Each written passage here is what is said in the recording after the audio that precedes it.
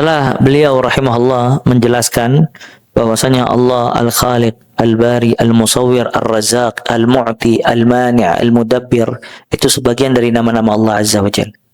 Apa manfaat dari kita mempelajari nama-nama Allah Azza wa Jalla? Agar kita mengetahui bahwasanya Allah satu-satunya zat yang paling berhak untuk disembah. Karena Allah yang memberikan rizki, maka dia yang paling berhak untuk disembah. Allah yang menciptakan, maka yang paling berhak untuk disembah.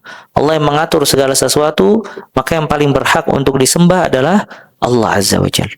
Maka buah dari mempelajari asma dan sifat, salah satunya meyakini bahwasanya Allah satu-satunya zat yang paling berhak untuk disembah. Makanya di dalam Al-Quran ada ayat-ayat tentang kebesaran Allah dan menunjukkan keesaan Allah Azza wa Jalla. Ayat-ayat itu dipelajari untuk benar-benar meyakini seorang hamba bahwasannya yang paling berhak untuk disembah Allah Azza wa Jalla. Allah lewat kebesarannya, lewat makhluknya, lewat nama-namanya, lewat sifat-sifatnya ingin menjelaskan bahwasannya semua hal tersebut menunjukkan akan keesaan Allah Azza wa Jalla. Qul huwallahu ahad. Katakanlah dia Allah yang Maha Esa. Esa dalam nama-namanya, Esa dalam sifat-sifatnya, Esa di dalam peribadatan dan seterusnya. Ya. Esa dalam segala hal. Dan segala maksud tujuan kembali kepadanya. Ini juga konsekuensi atau arti dari nama As-Samad. Apa artinya As-Samad? Qul huwallahu ahad. Allahus apa As-Samad? Tempat bergantung dan kembalinya segala sesuatu. As-Samad, para ulama, para ahli tafsir mengartikan dengan beberapa tafsir. Di antaranya, As-Samad itu artinya yang tidak memiliki lambung, sebagaimana dijelaskan oleh Ibnu Abbas. Makanya dikatakan malaikat tidak memiliki lambung, karena malaikat tidak makan dan tidak minum. Dan Allah tidak butuh dengan makanan dan minuman. Yang butuh dengan makanan dan minuman adalah manusia, hewan, jin, dan yang lainnya.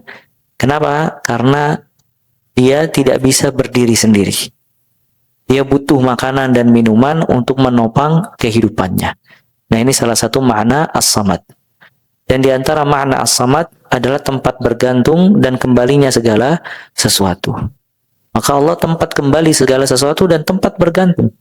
Kita berdoa hanya kepada Allah, memohon hanya kepada Allah, berharap hanya kepada Allah, meminta ampun hanya kepada Allah. Itu konsekuensi dari kalimat As-Samad.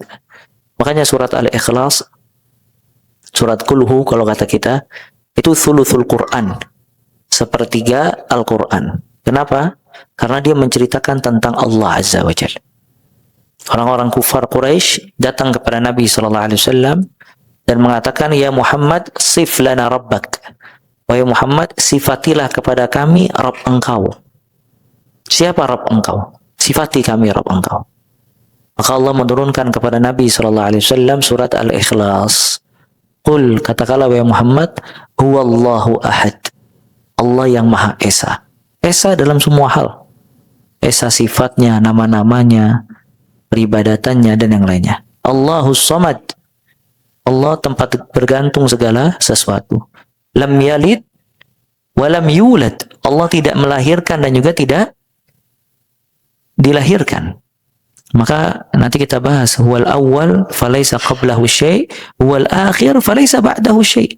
Dia Allah yang paling pertama, yang sebelumnya tiada, yang sebelumnya tidak ada yang mendahulukan sebelumnya, dan dia yang paling terakhir, tidak ada setelahnya apapun juga. Maka lam yalid walam yulad. Allah tidak melahirkan dan juga tidak dilahirkan. Ini menunjukkan keesaan Allah Azza wa Jalla. Ahadiyah. Karena kalau dilahirkan, dia butuh kepada ibu yang melahirkan dia. Dan kalau melahirkan, butuh kepada pasangan untuk memiliki keturunan. Maka dikatakan lam yalid walam yulad. Allah Esa. Ya. Maka di sini bejatnya orang-orang Nasrani, orang-orang Yahudi yang mengatakan Allah beranak pinak, menghilangkan keesaan Allah Azza wa Jalla. Kemudian walam yakul lahu kufuwan ahad. Tidak ada yang menyerupai Allah dengan sesuatu apapun juga. Ya, laisa kamitslihi syai' wa huwa samiul basir wa lam yakul lahu kufuwan ahad. Walaupun nama Allah sama dengan makhluk, tapi hakikatnya berbeda.